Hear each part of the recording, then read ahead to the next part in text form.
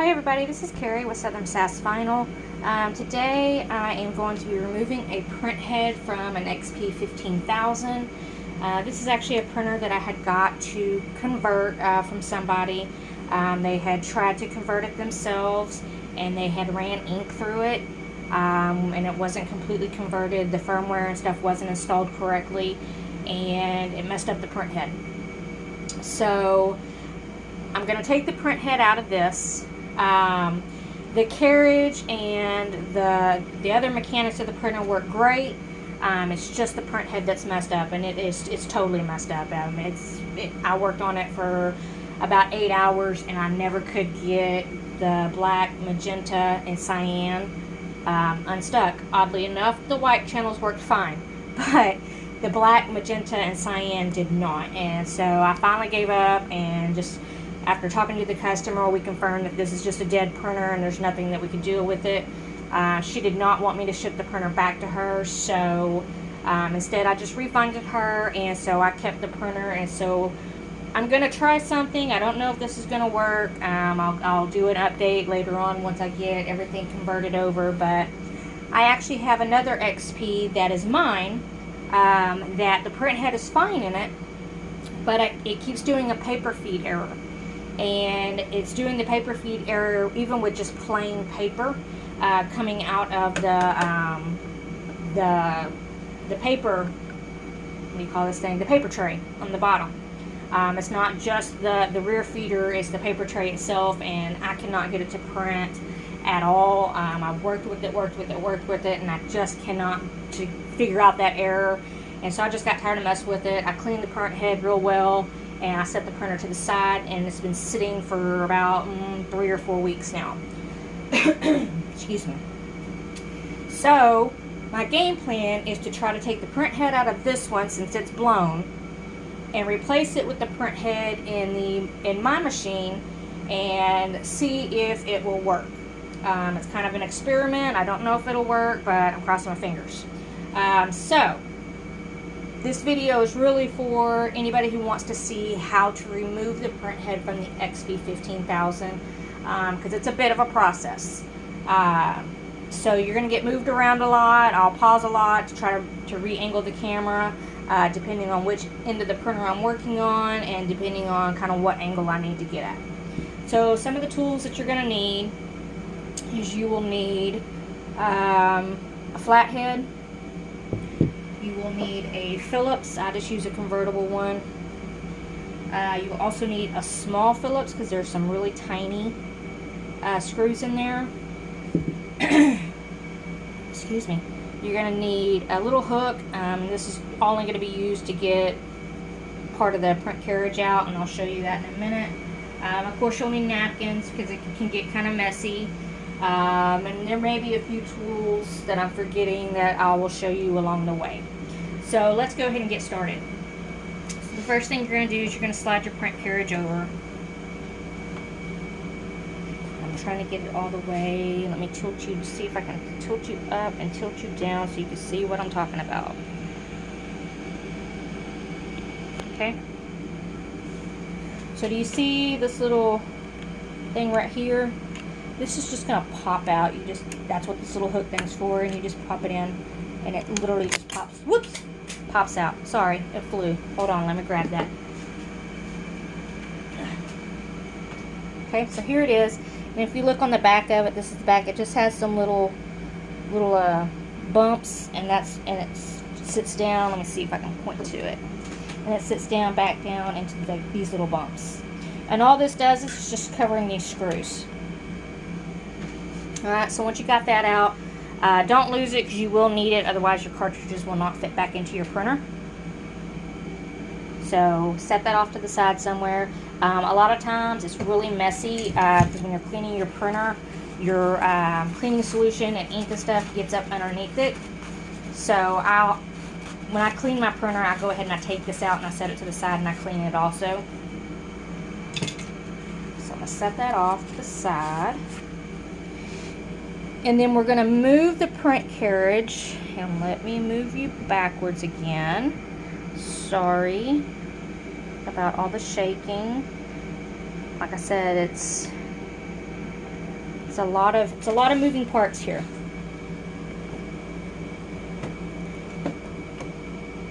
Oh snap, that's my phone ringing. I'm gonna pause you. Hang on one second. Alright, sorry about that. So, where were we? Oh yes, taking the print head out. Okay, so this is kind of where you're gonna have to look. You gotta pull your carriage all the way over to this side, and you have to look down into this hole and you'll see the screw. And that's where you're gonna need the smaller screwdriver to get down in there. And by the way, if y'all hear my cat, actually it's my husband's cat, he's mad because he's not allowed to come down the hallway and he's locked out. Oop, there it went. So it's just a tiny little screw. Alright, hold on one second.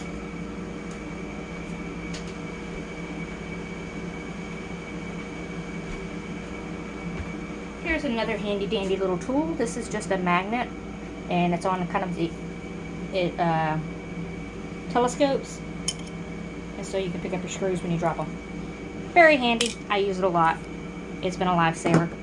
Alright, so once you've got that part out, now we've got to go and we're going to start removing all the rest. We have to remove this entire top. So you've got a screw here and a screw at this end down here. Okay, so we're going to start removing those, and this is where the bigger one comes in. I've actually there's also, of course, the cover that goes over the waste tank. I've already got that off. Okay, so you kind of got to push down a little bit to get. These screws do not like to come out. Okay. And I'm actually using the waste tank cover as a little tray for all the screws.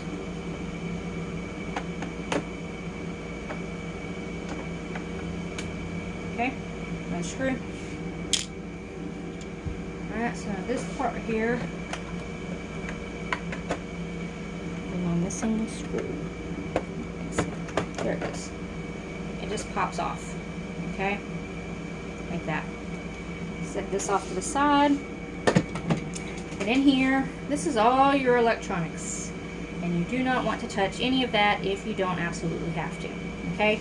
But taking that off exposes this screw right here. And you've got to remove this screw to take this off to get to all of this. So, as I said, there is a lot of moving parts to this. There's a lot of screws. So don't get frustrated. Just take it one at a time.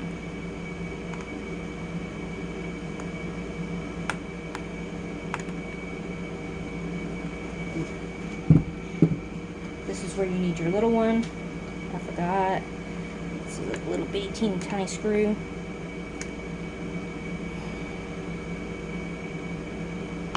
And you want to kind of hold, because you've got to put some pressure down to get these screws out. So you kind of want to hold your print head, maybe put some fingers underneath it so that when you're pushing down, you're not pressing down on your print head.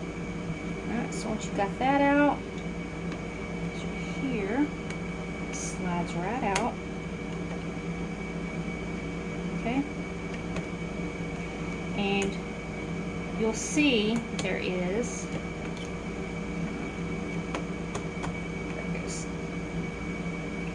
see that there's a cable, so you want to be very careful when you take this cable out. It just slides out just like that. There it is. Okay, even though at this point you don't need this, you do still have to have, of course, have it in your printer. So set that off to the side. Now we come to, there's 4 screws in here, and this is what is holding the rest of the print head on. Okay, and then you have, of course, all of your cables that plug into the back of the print head. So, let me grab something else real fast. Told y'all there was going to be more tools than what you think. Alright, so if you look, this is the cable is down on, there's a little catch thing right here.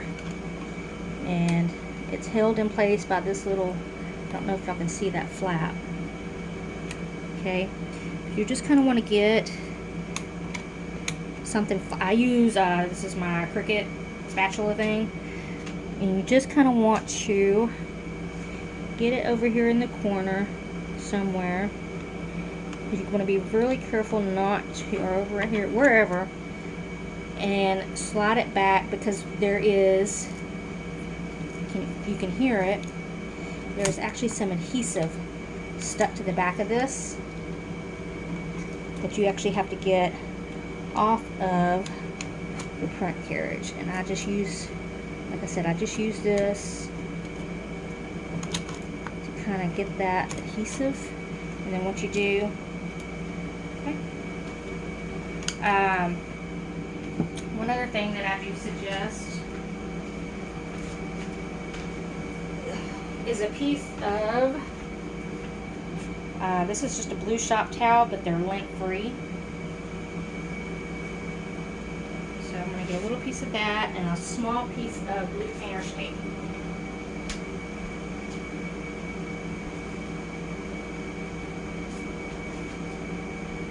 And the blue painter's tape is just good because it's easy on, easy off. And it doesn't leave a whole lot of residue. And you're just going to get this because you want to protect your print cable. The little connectors right here. So I'm just going to take this, fold it like so around it.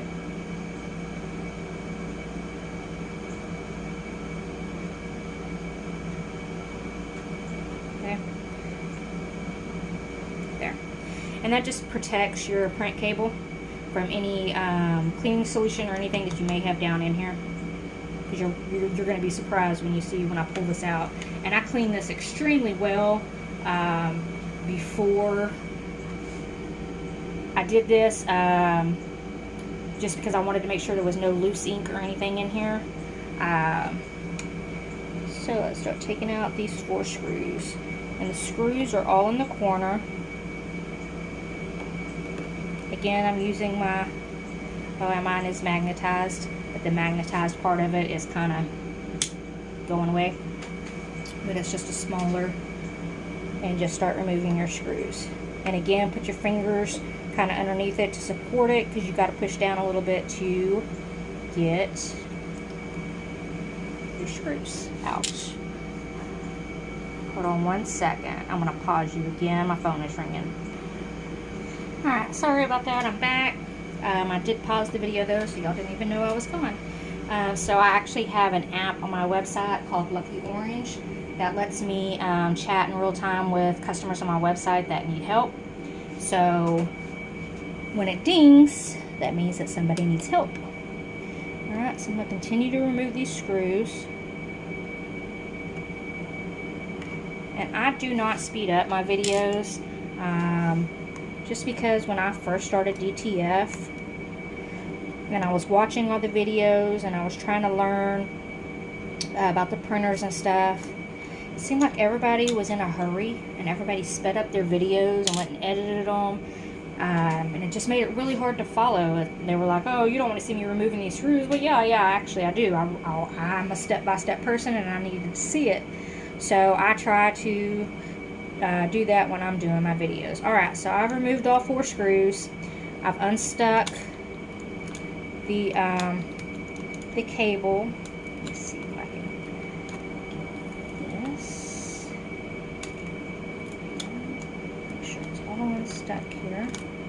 Alright, so then you're just going to slide this very carefully out of here.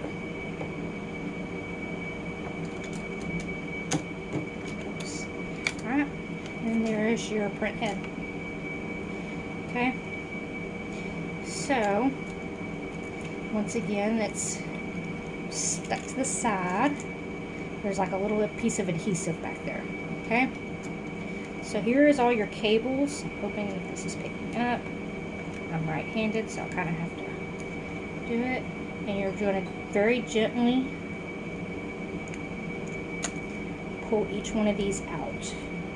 There's 2 of them. Okay, so there's your cables. There's the connector on your printhead, and here's your printhead, and it is out. As you can see, this printhead is actually really clean. I don't see anything. While I was working on this, I had actually taken the printhead out and I soaked it in cleaner overnight, hoping that it would break up the clogs and that it would start working, but unfortunately it did not. So it is really, really clean. When I originally took it out, it was not this clean. Pretty much all right here and over here and over here. There was ink everywhere on this thing, so I cleaned it up as best as I could, but unfortunately it just didn't work, you know, for that customer. So here it is. Okay, set that to the side. Like I said, here are the cables. And I'm going to kind of do the same thing that I did with this one. I'm just going to put a little bit of tape and a little piece of paper towel over my connectors so that nothing gets on them. And I'm going to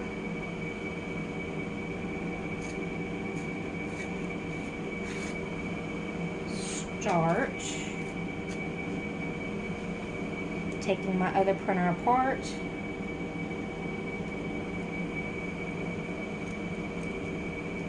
And then I will put the print head back into this one. Alright, so that's it as far as taking your print head out. Of course, when you put it in, you just do everything in reverse. Make sure that, you know, you put all your screws back in and go from there. I may do a video when I put the new print head in here. I haven't decided yet. If y'all want to see it, please comment, because I'm not going to do that probably until tomorrow. But I'm going to go ahead and post this video today. Again, my name is Carrie. I'm with Southern Sass Vinyl. You can always reach out to me via my website at southernsassvinyl.com. I do offer the XP15000 and the L1800 converted printers on there, and you could also reach me via email at sassyvinylhtv@gmail.com. Thank you so much.